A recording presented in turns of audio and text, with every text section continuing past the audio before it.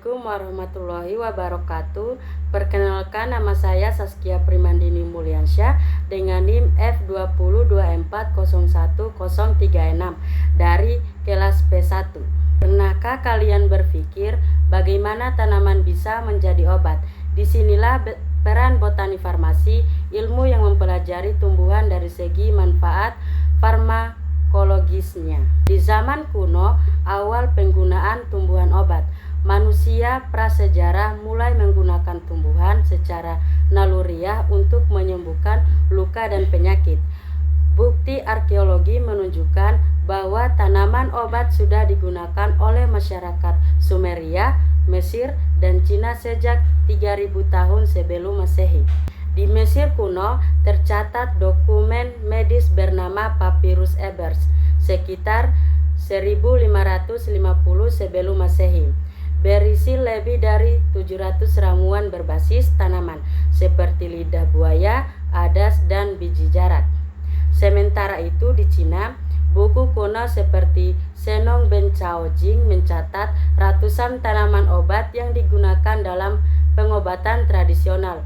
Ini menjadi fondasi awal dari pengobatan tradisional Cina yang masih digunakan hingga kini. Di zaman Yunani dan Romawi kuno, awal sistematisasi botani obat. Ilmu botani farmasi mulai berkembang secara sistematis di Yunani. Theophrastus, murid Aristoteles, dikenal sebagai bapak botani karena ia menulis Historia Platarum yang mendeskripsikan struktur dan kegunaan tanaman secara ilmiah.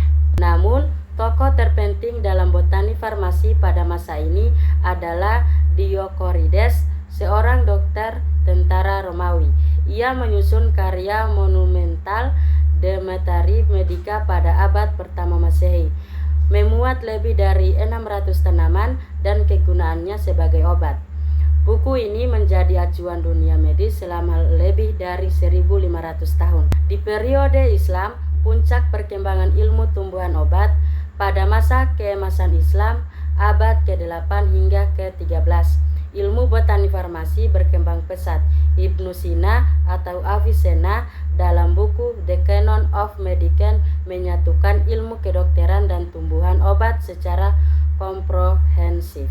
Ilmuwan lain seperti Al-Ghafiqi dan Ibnu Al-Baitar menulis katalog besar tentang tanaman obat dan merintis kebun botani pertama di dunia Islam sebagai pusat penelitian. Namun pada abad penjelajahan tambahan pengetahuan global, pada abad ke-16 hingga ke-18, bangsa Eropa menjelajahi dunia dan membawa kembali berbagai jenis tumbuhan dari Asia, Afrika, dan Amerika. Tanaman seperti kina dari Amerika Selatan digunakan untuk malaria, tembakau, vanili, dan rempah-rempah tropis mulai dipelajari secara ilmiah. Kebun botani perkembangan pesat di Eropa bukan hanya sebagai tempat koleksi tanaman, tetapi juga sebagai laboratorium farmasi alami untuk pendidikan dan penelitian. Di abad modern, lahirnya farmasi ilmiah. Pada abad ke-19 dan 20, dengan kemajuan ilmu kimia, para ilmuwan mulai mengisolasi zat aktif dari tumbuhan. Contohnya morfina dari opium, kinin dari kulit pohon kina, salisin cikal bakal aspirin dari kulit pohon willow.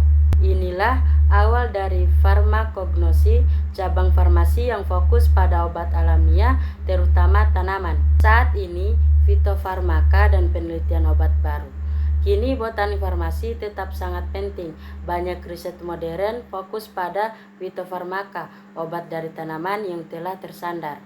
Kini botani farmasi tetap sangat penting. Banyak riset modern fokus pada fitofarmaka, obat dari tanaman yang telah tersandar, suplemen herbal, dan bahkan penemuan obat baru dari biodiversitas hutan tropis dengan isu resistensi antibiotik dan efek samping obat sintetis tanaman kembali menjadi harapan masa depan farmasi. Jadi, dari zaman batu hingga laboratorium modern, tumbuhan selalu menjadi bagian tak terpisahkan dari dunia farmasi. Botani farmasi bukan hanya sejarah, tapi ia adalah masa depan. Mungkin itu saja yang bisa saya sampaikan. Kurang dan lebihnya mohon dimaafkan. Saya tutup dengan wassalamualaikum warahmatullahi wabarakatuh.